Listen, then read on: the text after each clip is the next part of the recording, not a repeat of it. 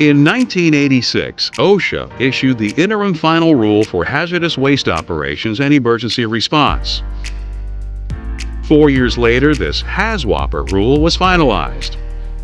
It affects workers at hazardous waste treatment, storage and disposal facilities, hazardous waste cleanup operations, and emergency response operations involving hazardous materials.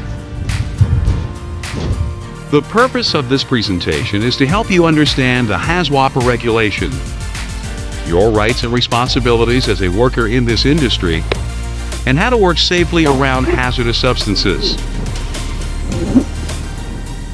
Let's start with a basic question. What makes a substance hazardous? There is no simple answer. We need to look at several sources of information to get a complete definition. In OSHA's Hazard Communication Standard, a hazardous chemical is defined as any chemical which is either a physical hazard or a health hazard. According to OSHA, physical hazards include combustibles, flammables, explosives, oxidizers, organic peroxides, reactive chemicals, and compressed gases. Health hazards include sensitizers, irritants, corrosives, toxic and highly toxic agents, and carcinogens. The U.S. Department of Transportation lists the materials it considers hazardous in its hazardous material table in 49 CFR 172-101. According to DOT, a hazardous material is basically any substance which could present an unreasonable risk to health, safety, or property when transported. Finally, also in RCRA, the EPA defines hazardous waste as any discarded material which is ignitable, corrosive, reactive, or toxic. The easiest way to tell if a particular substance is hazardous is to look right on the container label. There are several different labeling systems, but under OSHA, DOT, and EPA guidelines, all hazardous materials must bear warnings of the hazards they present. More detailed hazard information and handling instructions can be found on a hazardous material shipping papers or other written documentation. When working with a hazardous chemical, you can look at its safety data sheet, or SDS, for information on hazards and safety precautions. Sometimes, however, this documentation is not available. Other times, we can encounter materials without container labels or even without containers. In these situations, we need to use air monitoring to detect what HazWOPER calls IDLH conditions, conditions which are immediately dangerous to life and health. Laboratory analysis of contaminated air or samples of the material itself can confirm any IDLH conditions and provide more detailed information about the other safety and health hazards the substance may present. Once we are armed with this information, we can determine which controls and practices we need to use to minimize these hazards. This is the goal of the HazWOPER regulation. In accordance with HazWOPER, your operation has a site safety and health plan, which is designed to identify, evaluate, and control hazards.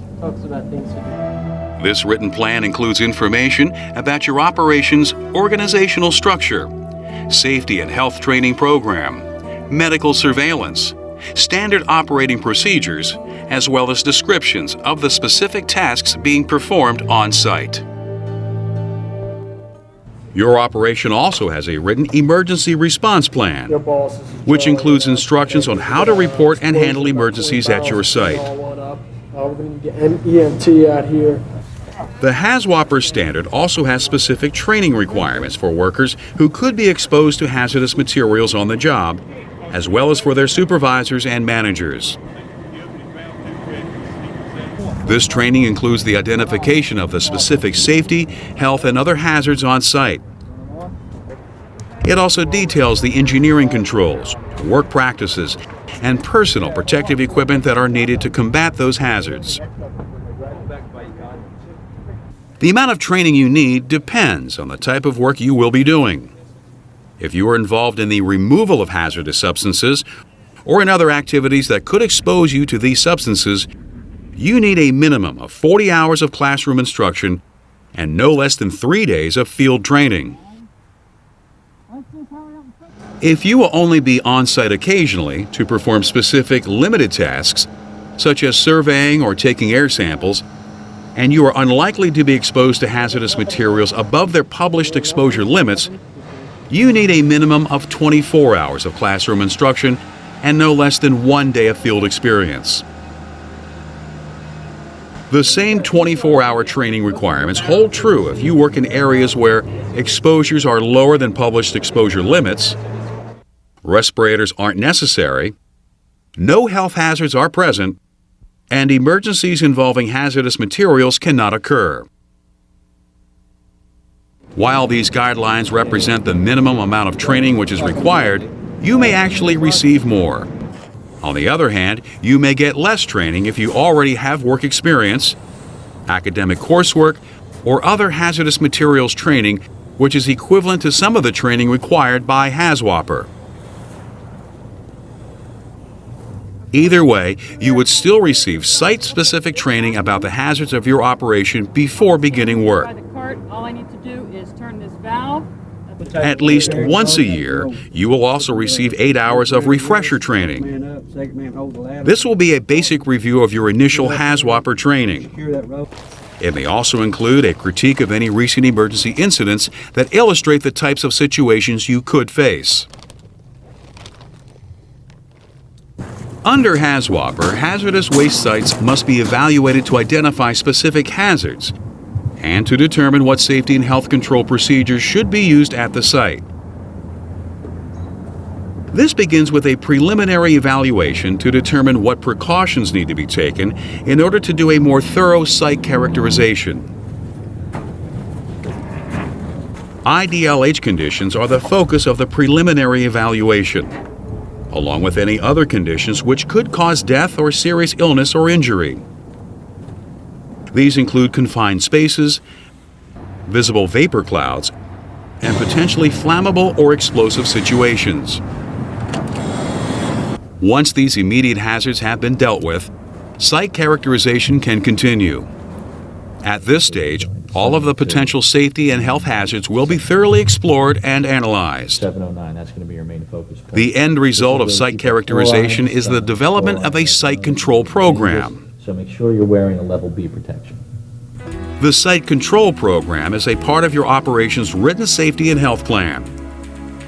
It includes a site map displaying work zones, as well as guidelines for using the buddy system to help prevent exposures, communication procedures, including how to report emergencies, standard operating procedures, safe work practices, and sources of medical assistance.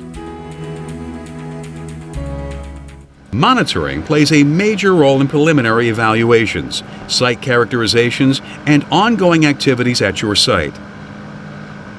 It is the primary means of identifying and measuring levels of hazardous substances, which is vital in determining the controls and practices that should be used at the site.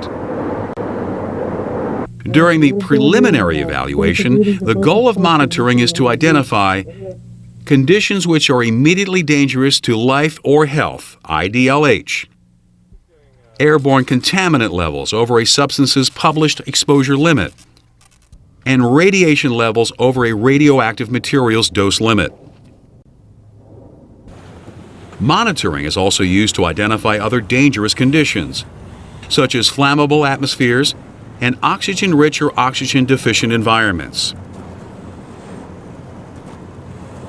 Depending on the conditions at your work site, monitoring could be ongoing or just done periodically. Monitoring will continue as long as exposure levels have the potential to rise above published exposure limits. It must also continue if flammable atmospheres or other dangerous conditions could possibly develop. Monitoring will definitely be done whenever a new type of activity starts, new or unidentified substances are involved, or work begins on another part of the site. Situations which present a high risk of exposure to hazardous substances also require monitoring. This includes handling leaking drums or containers, or working in areas with obvious liquid contamination, such as a spill or contaminated water. Since many of our jobs can present serious health hazards, HazWOPER may also require that you participate in your operations medical surveillance program to help protect you from the effects of exposure to hazardous substances.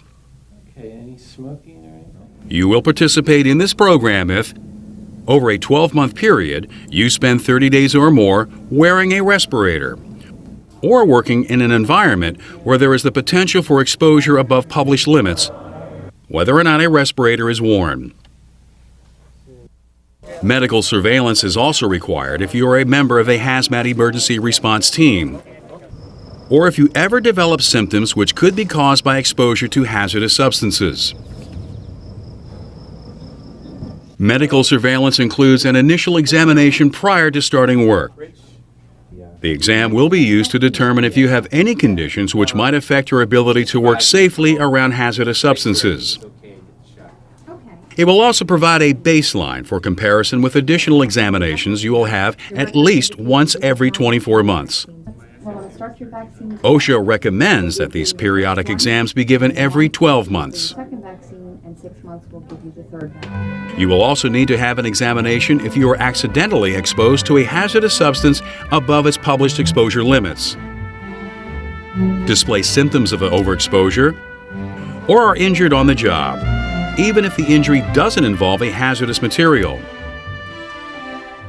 Medical examinations will be conducted by or under the supervision of a licensed physician. Medical tests, such as X-rays or blood screening, may also be a part of the medical surveillance program if the doctor feels they are necessary. Medical exams and tests will be scheduled at a reasonable time and location and will be provided at no cost to you. I want to wish you best of luck. All right, thanks on the new job.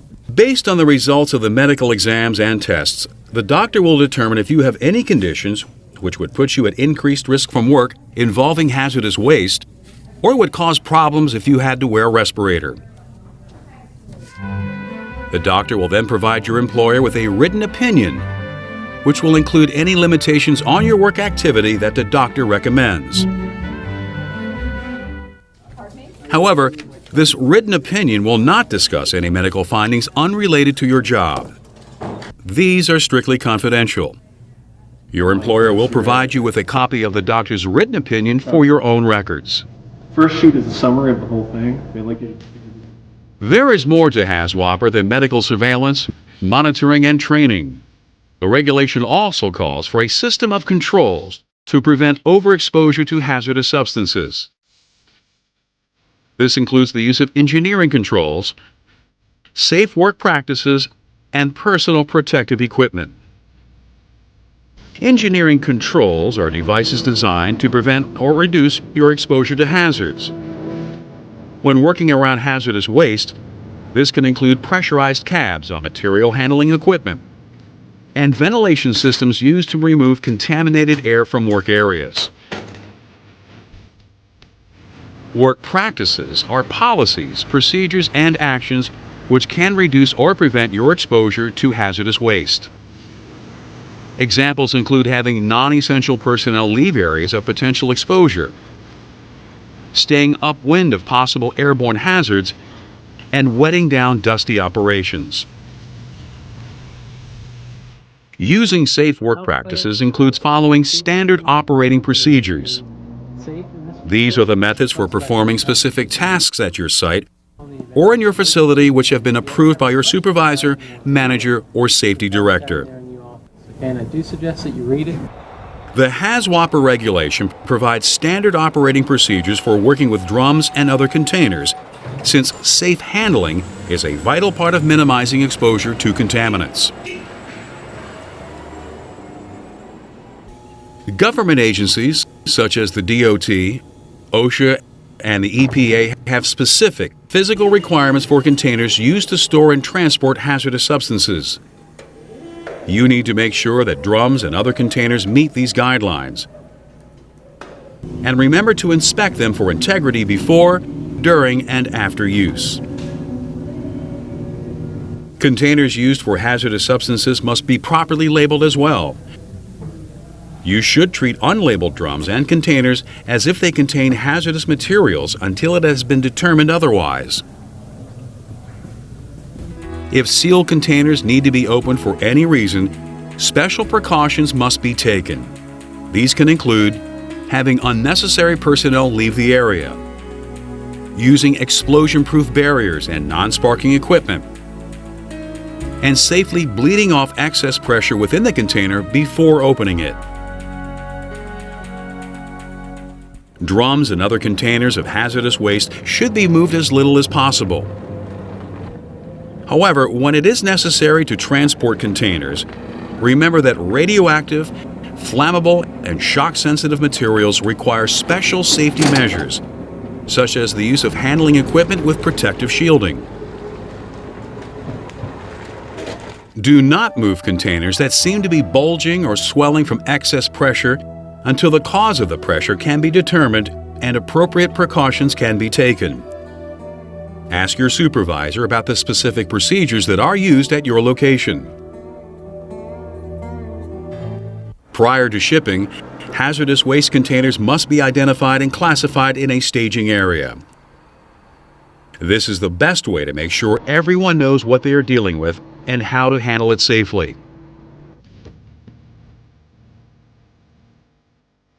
If the combination of engineering controls and work practices cannot reduce your exposure to acceptable levels, then personal protective equipment must be used. Remember, PPE is not meant to be a standalone solution. It should be used in conjunction with other controls to provide adequate protection. The personal protective equipment that you wear must always match the potential hazards of the work environment. There are 4 basic levels of PPE, each providing a different degree of protection. Level D provides only basic protection in the form of a standard work uniform or generic work clothing. Level C protection is used when the concentrations and types of airborne contaminants are known and are within acceptable limits for using full-face or half-mask air purifying respirators. Hooded chemical-resistant clothing is used at this level to provide protection against skin contact hazards, as well as to simplify decontamination. Level B PPE provides the same amount of skin protection as Level C, but a much higher degree of respiratory protection. This includes a full face-piece self-contained breathing apparatus, SCBA, or a supplied air respirator, SAR. Now you've got approximately 20 minutes of breathing air. Level A provides the greatest degree of skin, respiratory, and eye protection. This includes an SCBA or an SAR, plus a totally encapsulating chemical protective suit, along with other appropriate gear and clothing. While chemical protective clothing and PPE protects you from exposure to hazardous substances, it usually becomes contaminated in the process. Your clothing, PPE, tools, and equipment, even you, must be decontaminated whenever you leave a contaminated area. Decontamination is important to protect both you and everyone else you come into contact with, including your family and friends. The facilities and supplies you need for decontamination will be provided by your company. Personal protective equipment and tools must be treated appropriately, and clothing must be laundered or properly disposed of. If hazardous material can pass through your work clothing, or you are exposed during decontamination, you must shower to remove any of the material which may have come into contact with your body. Equipment and solvents used during decontamination will also become contaminated in the process. They must be decontaminated or disposed of as well. So far, we have talked mainly about hazardous waste operations. But HazWOPER also has requirements for emergency response to incidents involving hazardous materials. These requirements begin with a written emergency response plan, which provides instructions on how to report and handle emergencies at your location. The plan includes information on the roles of personnel participating in a response, lines of authority, methods of communication, and training requirements. Your operations emergency response plan also includes information on emergency recognition and prevention, site security and evacuation procedures, as well as decontamination procedures, first aid, and emergency medical treatment. Training plays an important role in emergency response. HazWOPER specifies 5 levels of training, depending on the role you might be expected to take in a hazardous materials incident. The first responder awareness level is for workers who are likely to witness a leak, spill, or other accidental release of a hazardous substance. Hi, this is Lisa. If you fall into this category, you will be trained on the proper reporting procedures to use to initiate an emergency response. It's glycol ether. The first responder operations level is for workers who will be called upon to contain the release from a safe distance. People involved in operations level activities must undergo a minimum of 8 hours of emergency response training. The next level of training is for hazardous materials technicians, workers who will approach the point of release of a hazardous substance and plug, patch, or otherwise stop the release. Hazmat technicians must undergo a minimum of 24 hours of training. A hazardous materials specialist gets the same level of training as a hazmat technician, but receives more detailed training about the substances on site. Hazmat specialists may also be called upon to act as site liaison with federal, state, local, or other government authorities. The individual with the most authority in an emergency response situation is the incident commander. This person goes through a great deal of additional training to be prepared to take control of the incident scene and coordinate the entire emergency response. It's a minor skin hazard. No matter which role you take during an incident, it is important to be familiar with your operation's emergency response plan. Remember, this written program is the key to determining how to safely handle hazmat incidents at your site or facility. The first thing we need to do is make a contact. If there's any spill, we need to Hazardous waste can present immediate dangers to life and health, as well as long-term health problems. On Superfund cleanup sites, at hazardous waste treatment, storage or disposal facilities, and in emergency response situations. That's why OSHA created HazWOPER, the Hazardous Waste Operations and Emergency Response Regulation, so you can get the information, training, and equipment you need to work safely around hazardous materials.